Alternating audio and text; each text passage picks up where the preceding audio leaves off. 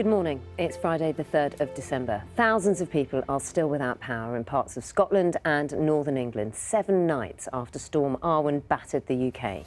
15,000 properties are waiting to be reconnected in the northeast and northwest of England, as well as the northeast and south of Scotland. The ongoing situation has been declared a major incident by Durham County Council, which has called for more resources to support residents. And in Scotland, the army has been drafted in to help the recovery effort in Aberdeenshire. Tim Muffet takes a look at how people are coping.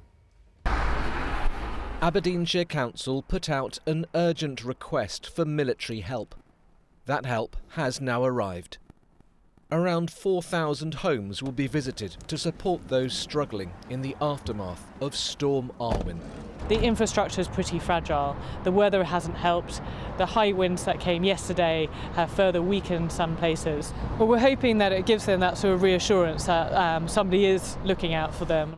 Joanne is a nurse and lives near Harbottle in Northumberland. She still has no power, no water and no internet.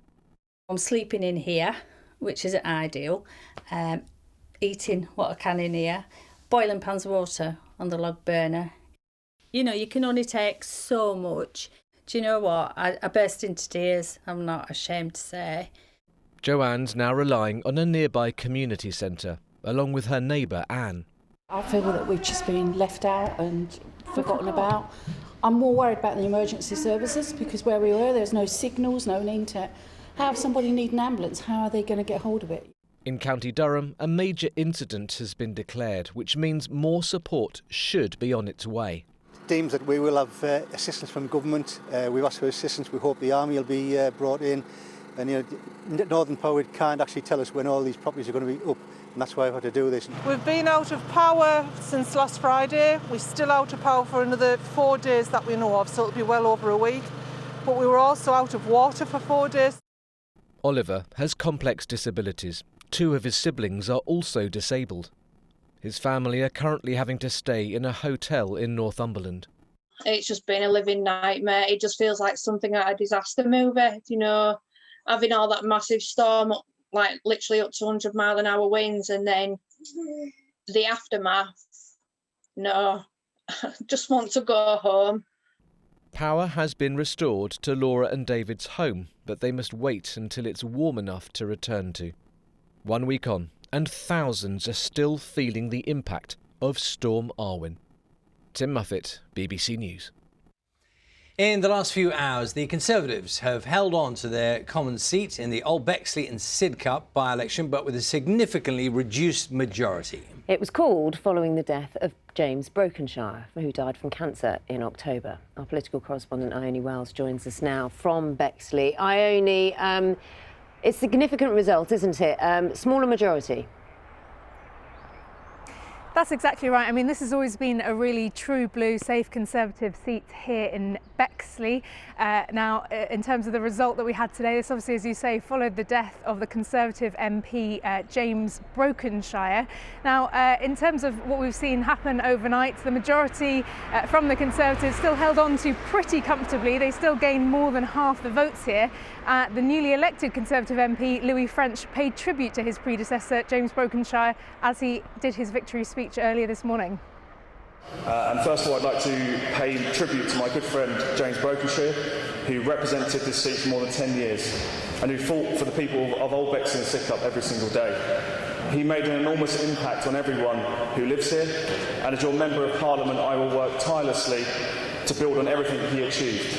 I can't put into words how much the support of his wife, Cathy, has meant to me during this campaign, and her strength and bravery throughout has been inspiring.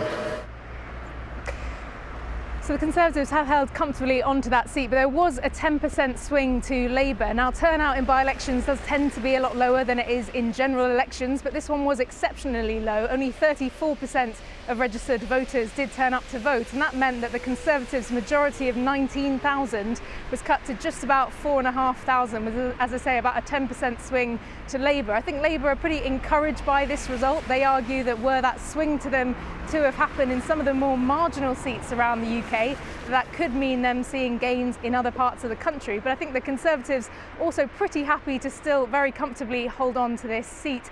And now for them, all their efforts are going to be focused on defending another Conservative seat up in North Shropshire at the by-election there in just 2 weeks' time. Ione, thanks very much. Ione Wells for us there in Bexley.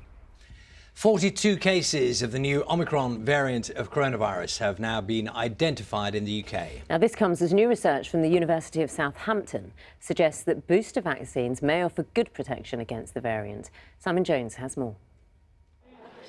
This, the government says, is the best response to the new variant, the vaccination programme, with a new drive to deliver more booster jabs.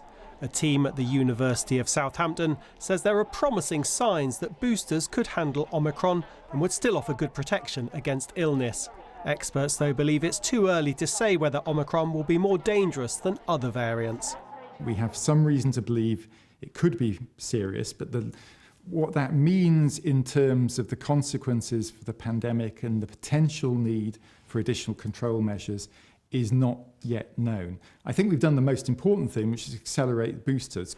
In South Africa, the scientists who first identified Omicron are racing to unlock its secrets.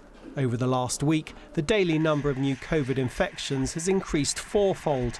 It seems those who have already had other variants of coronavirus may not be protected against Omicron, and hospital admissions are up slightly, but mainly among the unvaccinated. The new variant has now been detected in at least 24 countries, according to the World Health Organization, including in several states of the US. We have the best tools, the best vaccines in the world, the best medicine, and the best scientists in the world. We're going to fight this variant with science and speed, not chaos and confusion. Germany, in the grip of the Delta variant, has announced major new restrictions on people who aren't vaccinated. They'll be banned from bars, restaurants and non-essential shops, and vaccinations could be made mandatory by February. The fight against the pandemic goes on. Simon Jones, BBC News. The oil giant Shell has pulled out of a controversial development in the west of Shetland. Despite owning 30% of the Caribou oil field, the company said the economic case for investing wasn't strong enough. Climate activists had criticised the plans, arguing no new oil and gas projects should be developed. Fraudsters have stolen billions of pounds by abusing the government's bounce-back loan scheme. According to a new report from the National Audit Office, more than a third of loans may never be repaid, costing the taxpayer up to £17 billion. Our correspondent Angus Crawford has this report. A hard stop.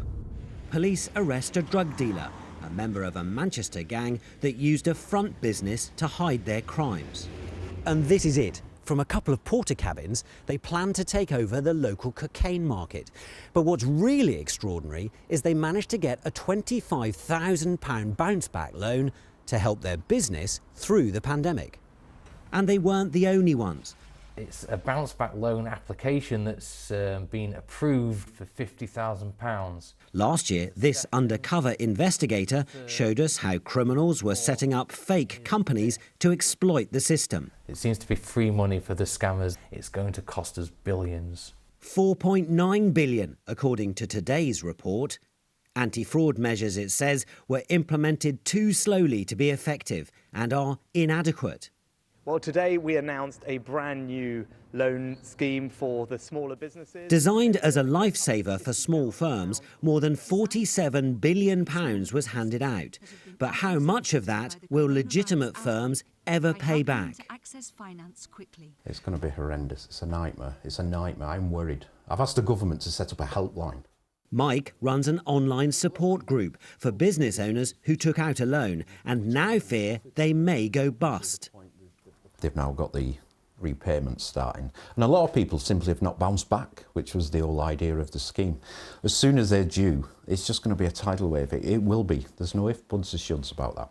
The NAO says £17 billion may never be repaid. And 100,000 loans are already in arrears. I've had to contact my doctor about having some antidepressants. I haven't been able to properly sleep for the last 20 months. £50,000 seemed like a lifesaver for Anne-Marie and her printing firm. It now feels like a millstone. The bounce back loan is hanging there over our heads at the moment. You know, at the time, I guess I had two choices. We either take on a loan and carry on and try to just ride through the storm, or we close the doors. But the storm isn't over. Well, this is the thing. It's just about starting, I think. Loans that kept hundreds of thousands of firms alive became a dead weight for others and a cash cow for criminals. Angus Crawford, BBC News.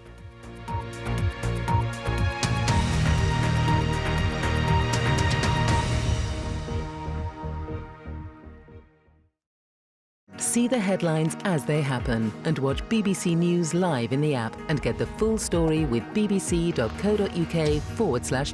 Follow the story for all the latest with BBC News.